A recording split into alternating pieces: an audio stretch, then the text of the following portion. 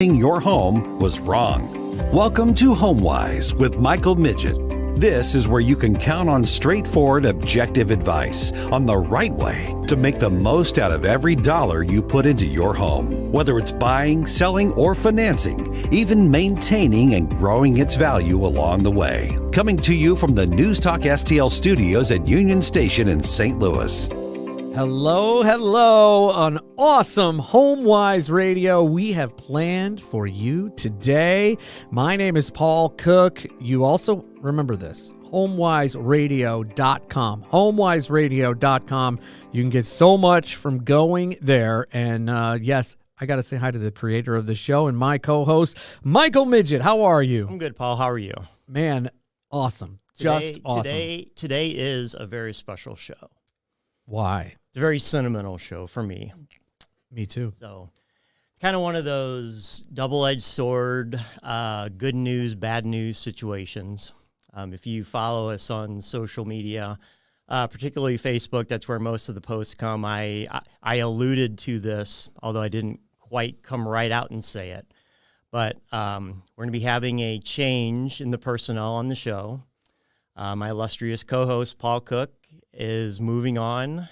He's gotten another job, a better job, arguably, with News Channel 5 as the traffic and travel on-air talent. Yes. I'm going to call him an anchor. Thank you. Although he said, don't call me an anchor. It's like, he's not supposed to call me the guru. That's right. That's right. So apparently that's like a, I don't know. That's a don't touch word. It sounded good to me. So as happy as I am for Paul, I am happy for you. It's one of those good news, bad news things. So we will be sorely missed and sorry to see you go. But the show is going on. So We're not quitting. We're not stopping. It's just going to take a shift. But I wanted to point that out because today is going to be Paul's last show, his last opportunity to be on air with us like he is now and on video with us as you can watch us on the radio. And I'm so honored, by the way, to have been here for these first 18 shows or so and to help the beginning of this great concept that you've put together. Yeah. And I'll always, you got a listener and a viewer forever. And I appreciate that. And I attribute at least a fair amount, if not a significant amount of that to you. Well, for thank being you. a mentor to me. This is my first time being on the radio or being in this position before, so I've taken a lot of cues from you, learned a lot from you, in your experience and time that you've spent behind the mic and soon to be on camera too. Yeah.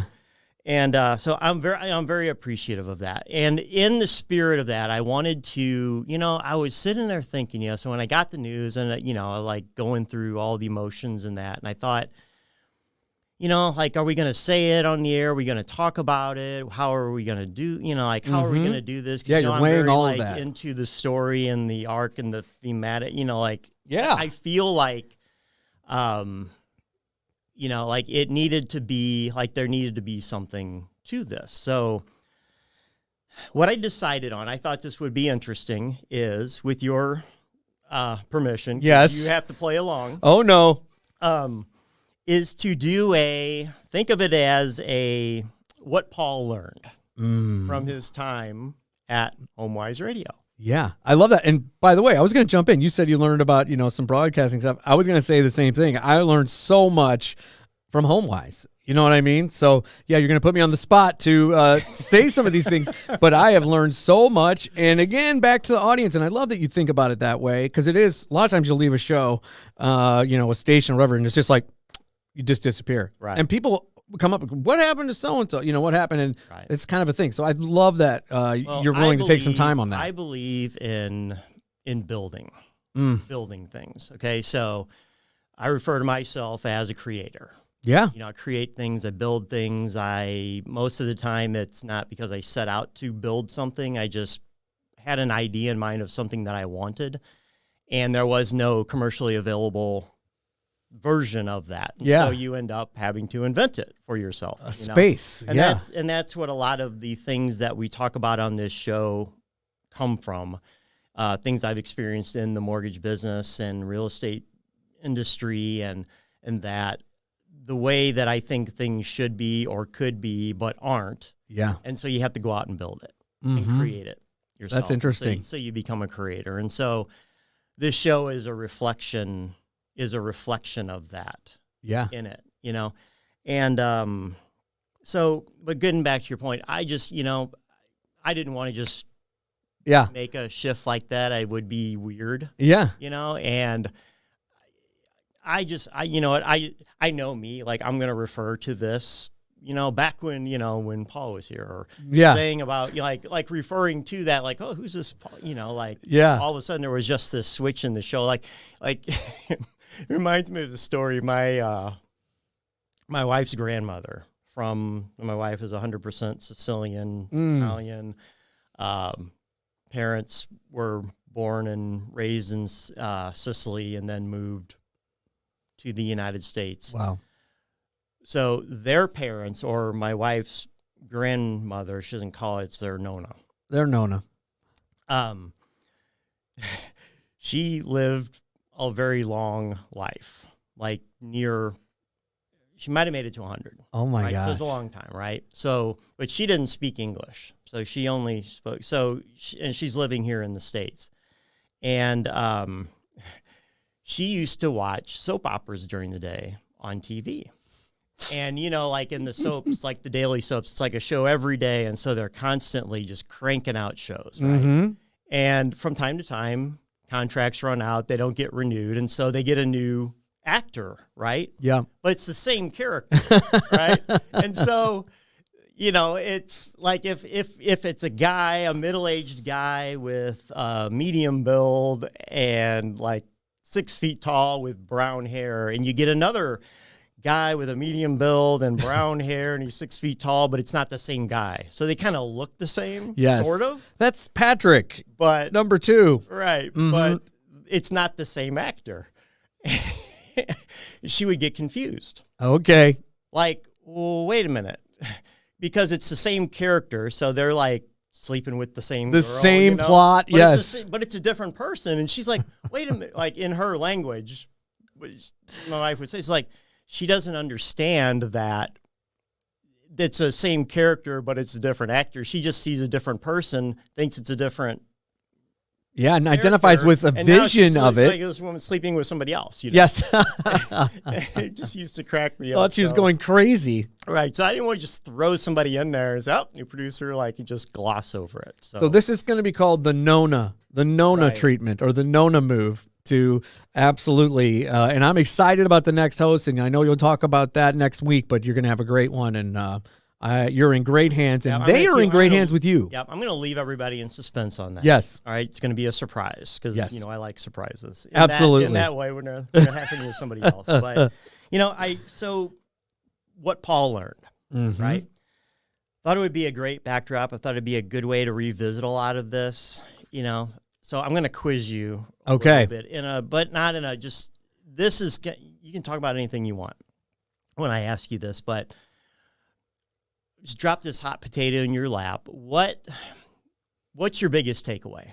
Yeah. Or just couple biggest takeaways. Okay. Yeah, because there's so much to this. Again, homewiseradio.com that you can go back and listen to this whole world, which is really interesting. But it really struck me right off the bat that we start to I don't want to get too philosophical here, but in our home buying lives, if you're a homeowner, we kind of pin ourselves to that rate, to that interest rate. Right. Like, oh my God, okay, well, I got 3.2. Well, you know what? I got 2.7. Like, or, oh my God, now we're at 6.5, right.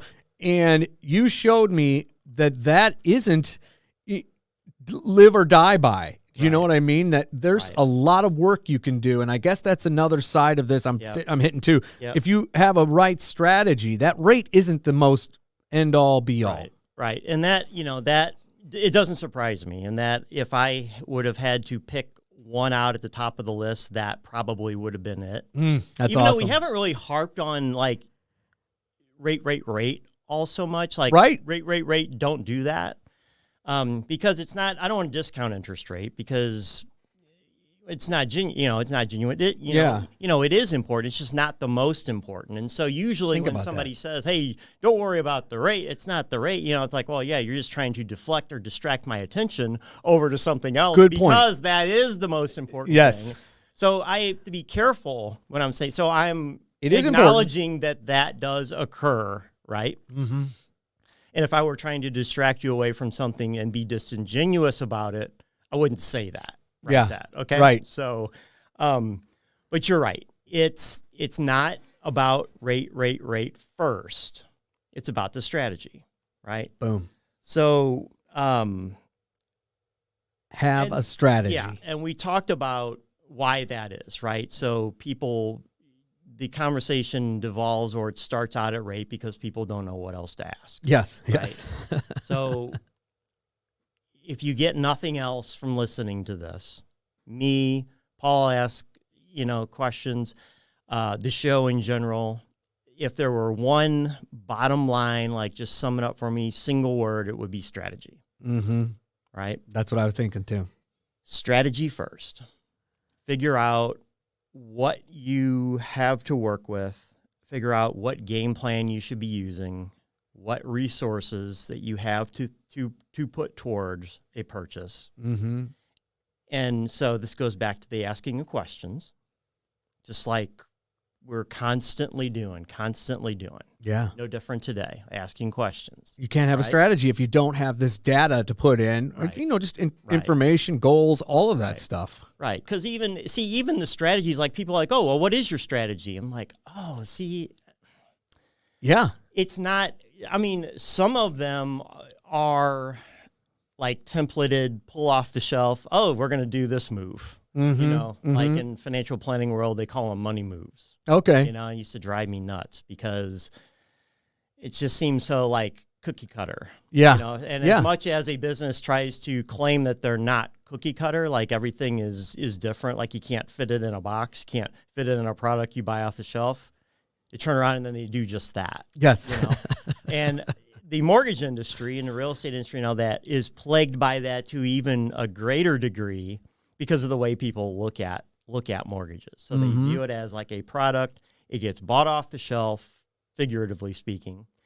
And they're a 30-year is a 30-year, a 15-year is a 15-year, and it doesn't really matter where you get it as long as there's no funny business going on. Yeah. Right? So it's not exotic. It's not a subprime loan. It's like, if we're talking about conventional Fannie Mae, Freddie Mac, the standard, like when you see an interest rate advertised on TV or hear it on the radio or see it on the internet somewhere, it must be true if you see it on the internet. Yeah, right? of course.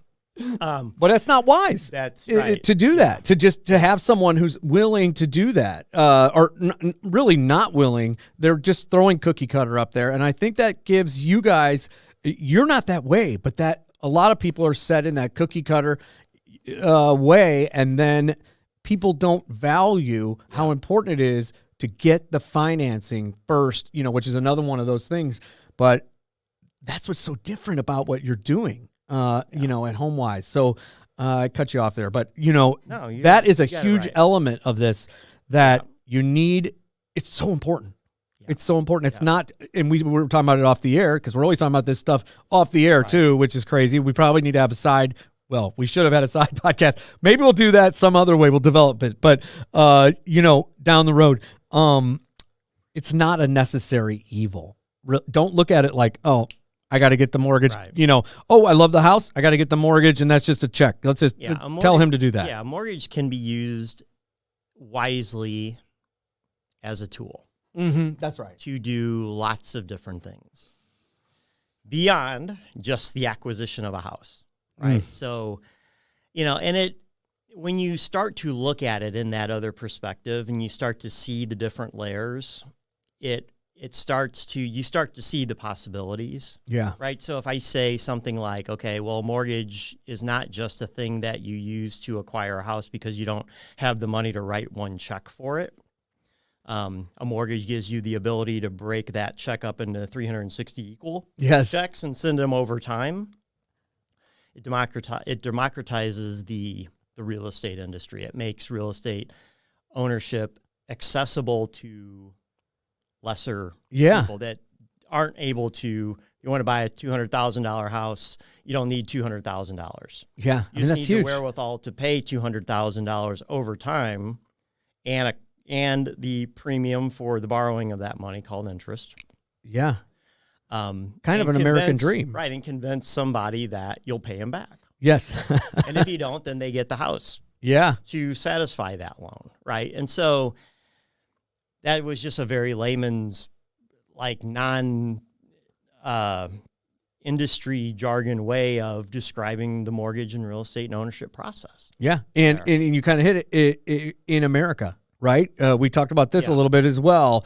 The idea, the concept, the tool of the 30-year fixed is, you say it, an American thing. Yeah. You know, and I think that is probably, and I, sometimes I forget the little twists and turns along the way.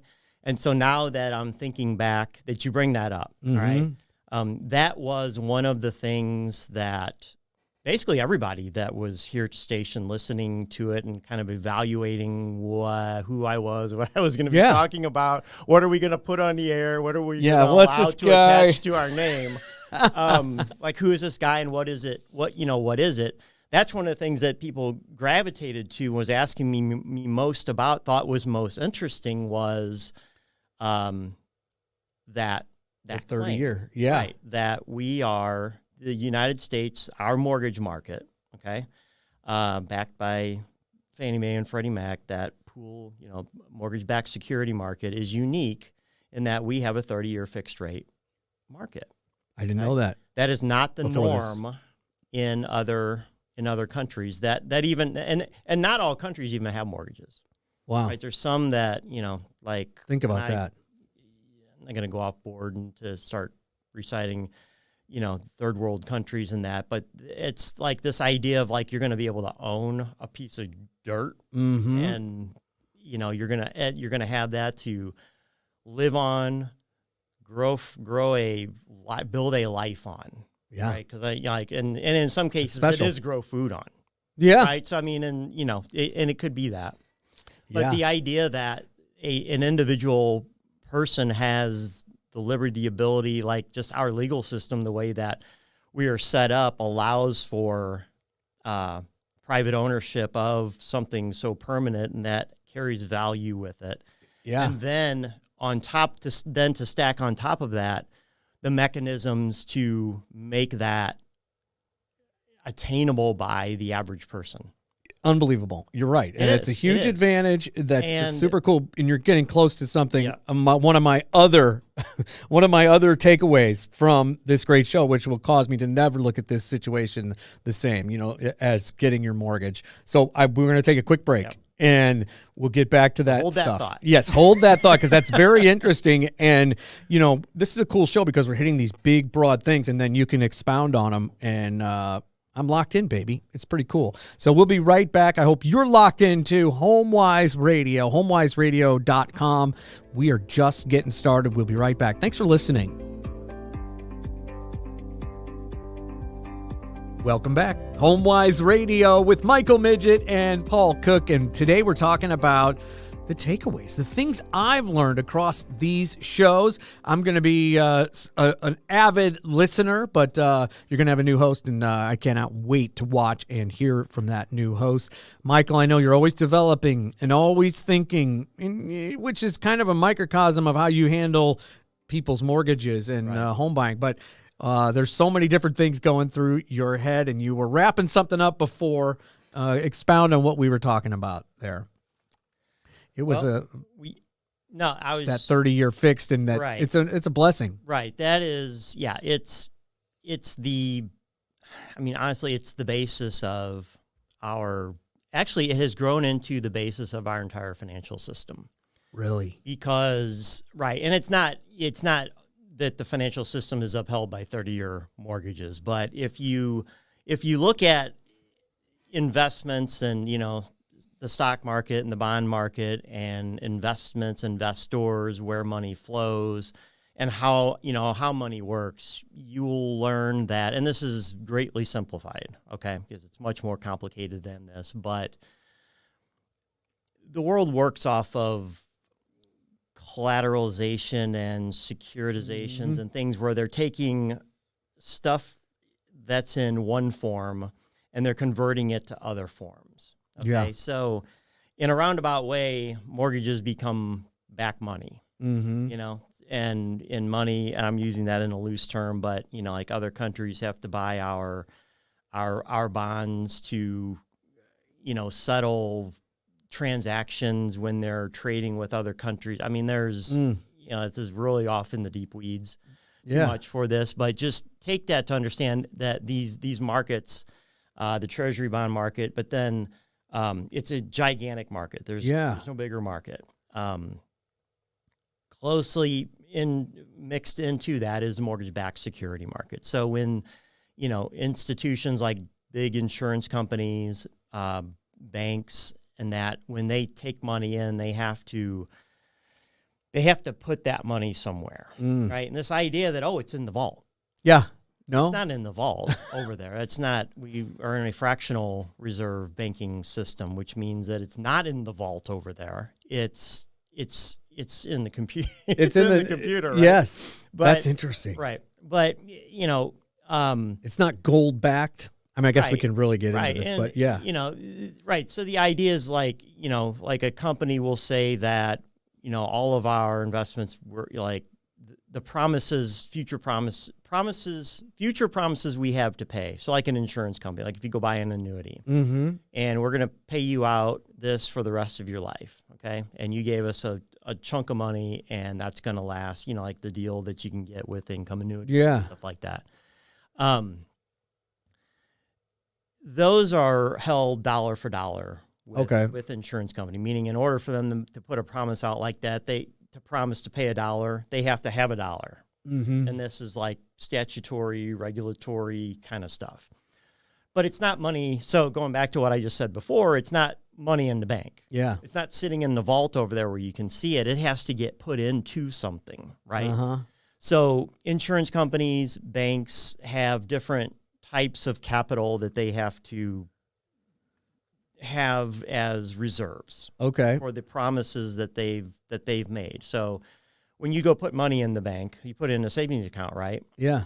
Well, I put my money in the bank. I can go get it anytime I want. So in order for you to go get it, the bank has to have it. And so the government says we have to put laws and regulations in place to reasonably expect that when you go to the bank and you want your $100 back, that they have it to give to you. Yes. Right? This is interesting. Right. And so, and just, I don't want to get too far off into the weeds because I'm probably too far off already. But it's a foundation. These mortgages, the lending, the 30-year, it's a foundational thing for our country. They are, right. So and they have to have it. That's MBS fall into one of those asset classes that are investable in different places like that. And so you can get a similar credit quality, but you can get additional yield as compared to a government bond. So remember back when interest rates were 0? Yeah. Well, that's you know, treasury 10-year treasuries were like 0.25%, 0.25 to 0.5%, you know, 1%, you know, even 1. I mean, even now, I mean, they're so high and they're approaching like 4%. That's not much crazy return for putting your money. Yeah. For putting your money in, you know, especially when inflation's 5 or 6.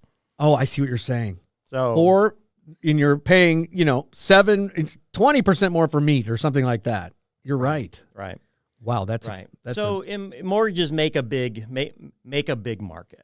Okay. But none of that directly hits the regular person. I find that it helps to understand. It helps you appreciate more of what we have, with what's available to us in our markets. I agree. If you have a sense of that, but you know, getting back to that statement where we're one of the few countries that has a mature mortgage market like that, and one of the only ones that the foundation of it is built off of 30-year mortgages, and that's what leads Warren Buffett to say that the 30-year fixed mortgage is the best investment, his favorite. Yeah. Okay? it a lot because it allows, see, he doesn't expound too much on that. Interesting. Okay. But I can. Yeah. And I did a lot of things. I'm like, that's interesting that he would think of it as an investment. And you got to peel it apart a little bit, but it allows you to acquire a home. It's unbelievable. Your own piece of ground, your own piece of improvement, or the house on that to put your family in. Yeah. Something that you can put your money, because you got to live somewhere. Right. Right. That's a big element. Yes. You got to live somewhere. And so you're going to be spending the money. Mm-hmm. Okay. If you own, when you make those payments, some of that is going into your bank.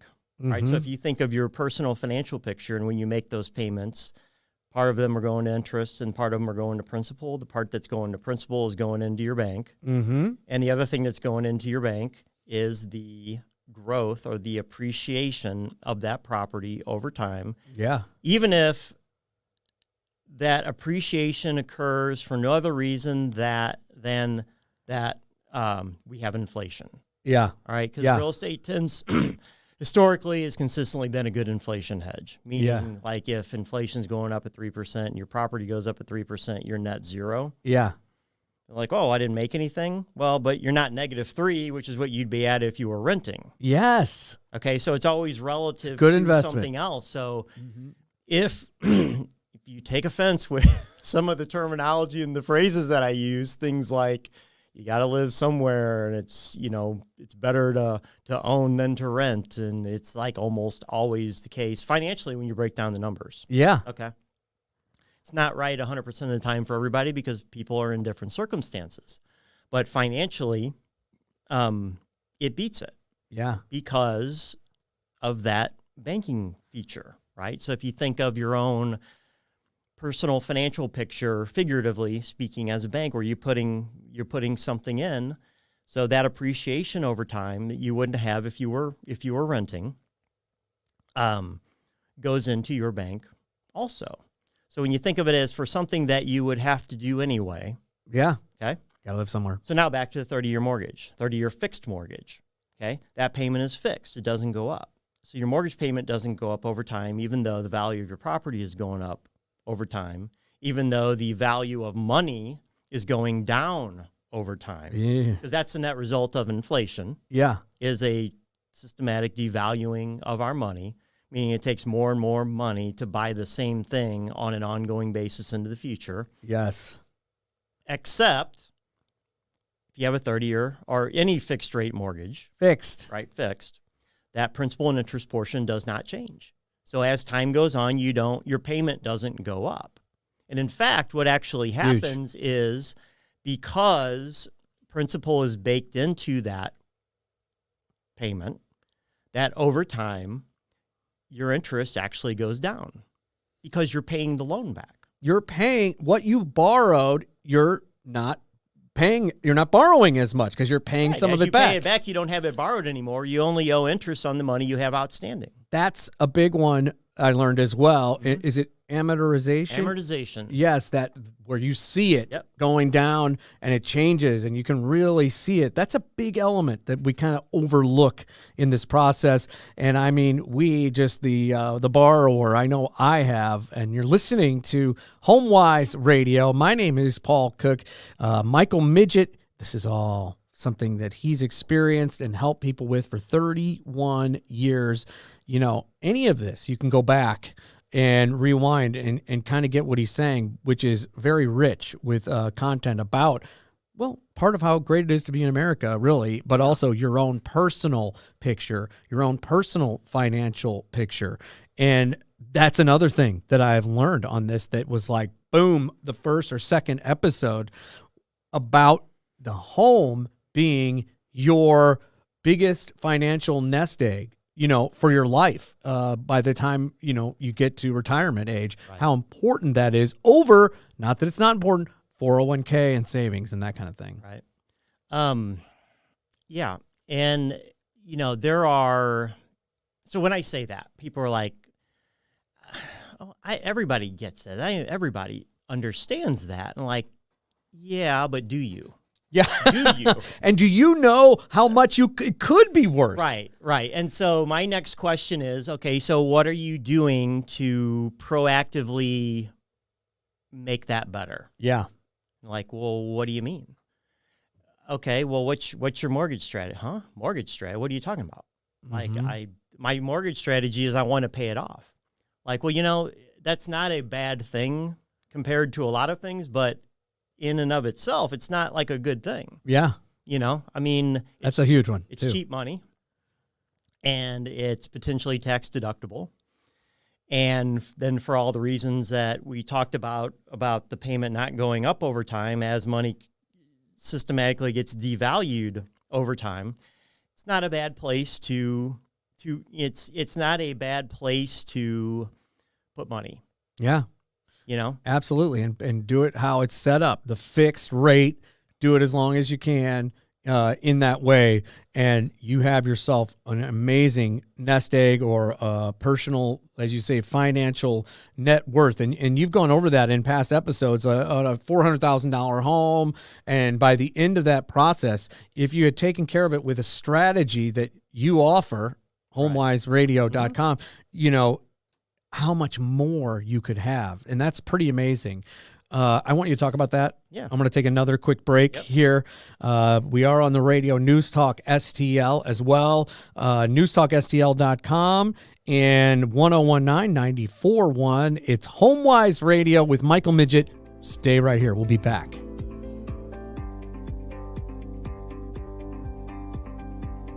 You are listening to HomeWise Radio with Michael Miget. I'm Paul Cook, and the thing is, we're learning so much as we've gone through this process, and I always love to hit it. Episode 18. We're on episode 18, Michael. I know, I can't believe it. I can't either. And, pretty Time quickly, flies. it really does. Pretty quickly, and that scares me. And I know it scares you too as a parent. Like, what? I know, yeah. 18 episodes, and you've worked so hard on this, and it is, like I've said, a body of information, but this episode is too, and you can watch it, on your phone, Facebook, HomeWise Radio. Just look for that. I think that's pretty cool, but you can also, of course, go to HomeWiseRadio.com, one word, right there. It's all waiting for you, along with a thing called HomeBot, which I just wanted to hit real quick. That is amazing. We went through it just a few minutes ago, and you put in your address, and you can explain it better, but hit it for a bit before we get back to what we were talking about before. Great way to introduce yourself to the show on HomeWiseRadio.com. On the right there on the homepage, there's a card that references a thing called HomeBot. All right, HomeBot, you click that, it's going to ask you for your home address, and right there on the screen, you can start to type your home address in, and then it will find it in the database. Click it, and right there on the screen, even before you've put in any personal information whatsoever, it will give you an automated value estimation of what your property is. And my experience I've used AVMs for a long time now, going on 10, 12 years from when they first began to come out, all the way up through today. They're pretty accurate. Okay, they're not exact, they're not perfect, but they're pretty good. Unless there's something about your house that's not captured in publicly available data. Yeah. Like you made a big room addition and you didn't pull a permit and didn't tell anybody. Yeah. So that doesn't appear on the grid anywhere, but it's there. Yeah, obviously it can't know about that, so it wouldn't be able to factor that in. But if, most of the time for most people, it's pretty accurate within a few percent.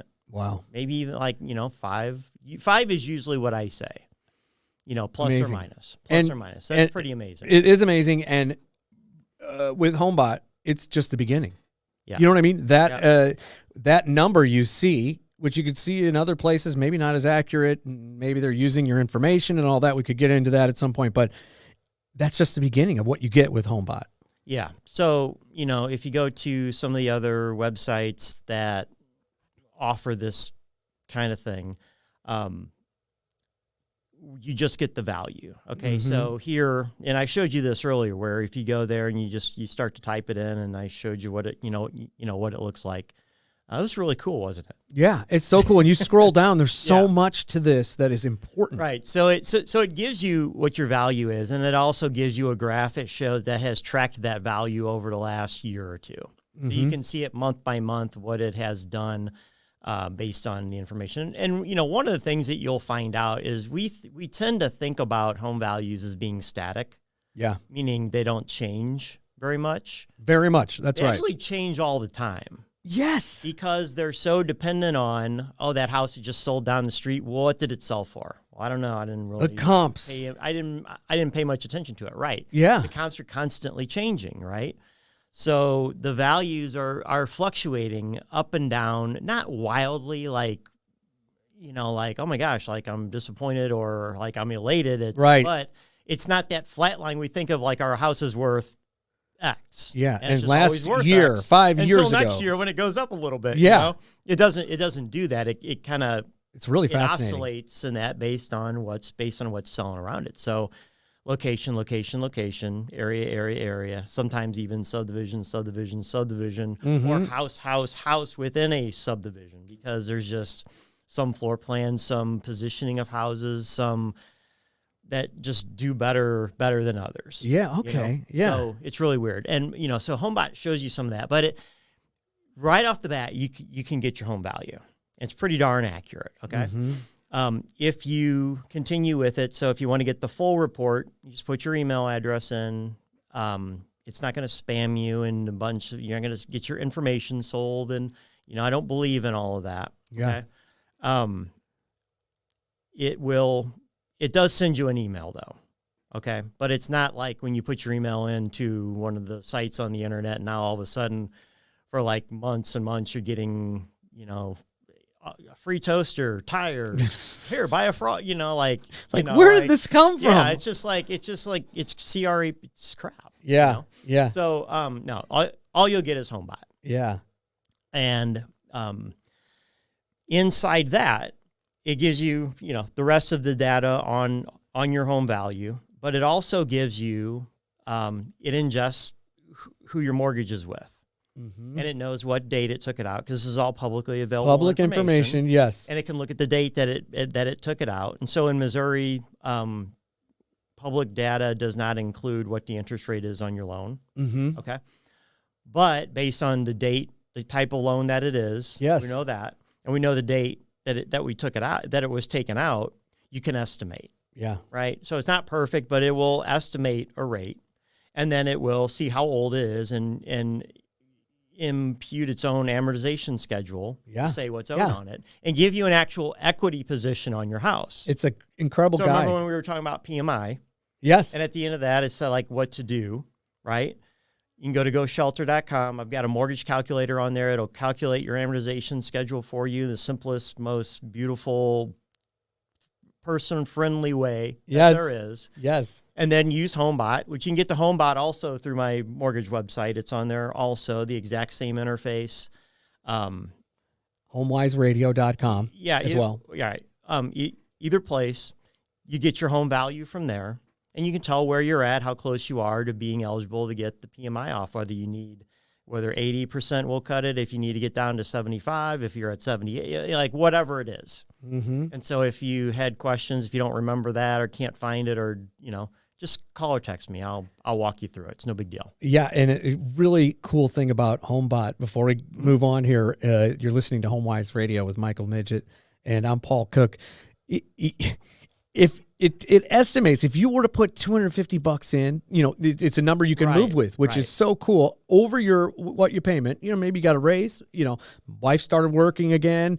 If you put that in, it tells you, go on. No, it'll tell you how much you'll save. Yeah. I mean, it's incredible. So that's a cool service. Yeah. That's incredibly simple and easy to use.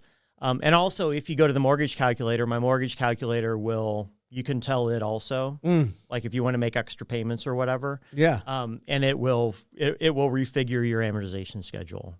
That's amazing. And then for you on that, and you can actually see it. And that update, you said not a lot of email, but you get that update every month. Yep. And then, because your home, it's ingesting new data.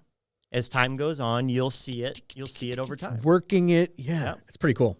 And so it's funny, like sometimes like I'll put, because all my clients go in it, and we'll like after a while, like at first, like, I noticed like home value went up, like in an inordinate amount. Yeah. Right. So there must have been a good sale. Yeah. And like, yeah, it's like, wow. I never knew, like, this is like great, It's fun to track. Yeah. I mean, it's really fun. It's so cool. Yeah. HomeWiseRadio.com. I'm glad we got to go over that. It's just something that you and there's should more. know, right? It's it's a monthly statement for your home value. Mm-hmm. Same way you'd have a monthly statement for your 401k. Yeah. Right? So go there, get it. You don't have to think about it. Just do it. If you change your mind later, just opt out of it. It's no big deal. Yeah. Right? You're not paying for it. Get it. Yeah. Because you should have it. Most people don't have it. All right. So super cool. Well, today we're talking about things Paulie learned. Paul has learned from HomeWise Radio, and we already hit, you got to have a strategy, man. The rate is not end all be all. We went over the take a look at your financing first. Talk to Michael, talk to someone who gets this and gets the strategy. Talk to them first. Have your plan and get someone who is going to take the time with you, which is, of course, I know for sure is Michael Miget. Yep. And then our third one, the thing I learned that was so huge in those first few weeks was that your home is hugely important to your financial net worth. And it's actually the number one thing to your net worth as a homeowner, as an American. If you do this, it's absolutely huge. And we talked about that, but God, you got to get to, and you don't need to get to specifics, but if you take care of that and talk to you, again, I know I just keep hitting that, but you do need a guide. It's helpful. It doesn't take all that much time, but if you take care of that home and the way you do it, and kind of touched on it with HomeBot, putting a little more in, taking care of the home, doing it with a strategy, how much more that can mean at the end when it's time to retire than if you didn't do that, if you didn't have a strategy. Right. It's how you take care of the financial end of things with your home, just like you would with your 401k, just like you would if you had an investment account, the same way. Like, think about the care that even just people take care of their cars with. Mm-hmm.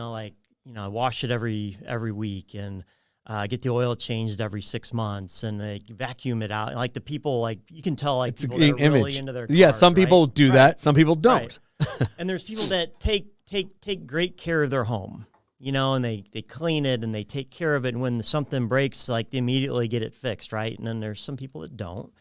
And that's okay. I mean, everybody, right? Or can't. And those are all good things.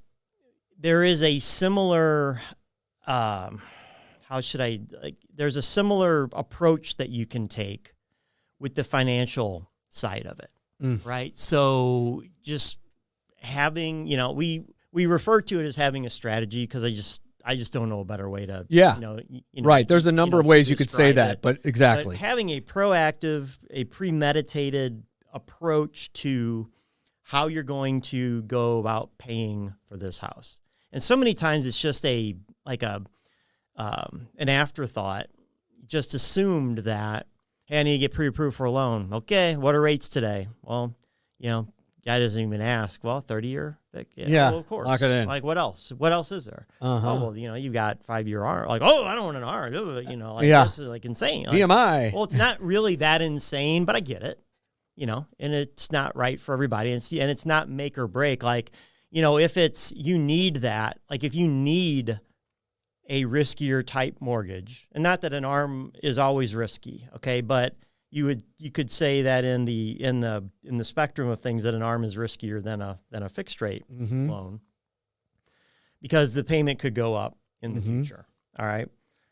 There are other ways that it's not as risky, and it could be part of your strategy. Right. With this finance. Right. It would be part of the strategy. But if you need that in order to make the thing work or make it affordable for you, that might be a red flag that maybe you need to reevaluate, like the whole thing. Yeah. Right. Maybe you need to find a different house or move down in price point or find more resources to put toward it, or make other arrangements in your life so that you can afford a larger house payment, something that's stable.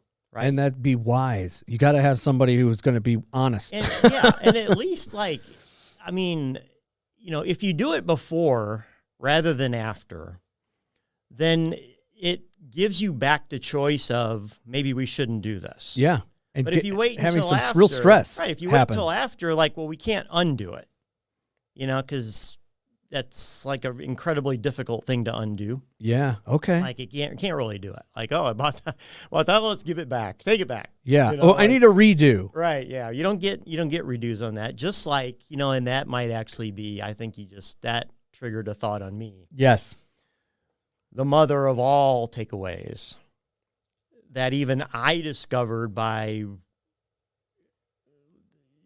wording and the way to think about it when I was going back and revisiting this stuff, but we've talked about it on the show before, which is you don't get a redo on things like retirement. Yeah. Right? So It's that huge. was the example was when you get to the end and you find out that you either didn't end up with enough or there was something that is now jumping out at you saying it was done wrong. There are no do-overs with that kind of thing. You can't go back, let's make a different decision 20 years ago. Yeah. Right? Enormous. After you buy the house, you don't get the opportunity to go back and incorporate a financing strategy into the offer that you made to buy the house. Yeah. And a Michael Midgetism, I don't know what you'd call it, but there's nobody standing there at that time and going, guess what? We could have $400,000 more. We could have $500,000. Right. There's no one standing, and that's part of your redo philosophy that you don't have it. You don't have that either. And you just go, okay, I got this. But think if you could have had that, what you could have had with this strategy. Right. And so that's a strategy. Right. And that's the point really of the big headline of the show, which is what if everything you thought and believed about owning a home, buying a home turned out to be wrong? Wait a minute. Back to the beginning. Oh my gosh. Right. What if there was something else more important than the interest rate? Okay. What if there was this thing called strategy that you may have never been told about? What if I could change the way that I make an offer? I could change the house that I buy. I could change any number of a myriad of things and affect a different outcome later on down the road to make myself better off. There's all these things today that are little small twists of the dial, small tweaks. It doesn't $20 here, $10. Does it really matter? I mean, come just on. do it. I don't want to be bothered with it. Those things all add up. And then they not only add up, but then they compound over time to wind up in a number that could be bigger down the road. Yes, and all those what ifs, yep, you've proven on this show are true. You have them. You have them available depending on your personal situation and conversation. I just want to say it's been an amazing learning experience over these episodes. I'm going to miss our time together, but you never know. I could show up as a guest sometime or something like that. Thank you. Door's always open to you. And you're a unique individual with very great skills, the Liam Neeson unique set of skills that are in a unique brain. And I hope people will check you out. If they haven't and heard this show maybe for the first time, go to HomeWiseRadio.com. I thank you so much, Michael. Well, thank you, Paul. It's been a journey. All right. It absolutely has. It's been a journey. Thanks for listening. Loan and loan information provided by Michael Miget, NMLS number 205402, and Shelter Mortgage, Inc., 691 Trade Center Boulevard, Chesterfield, Missouri, 63005, NMLS number 192609, a Missouri residential mortgage.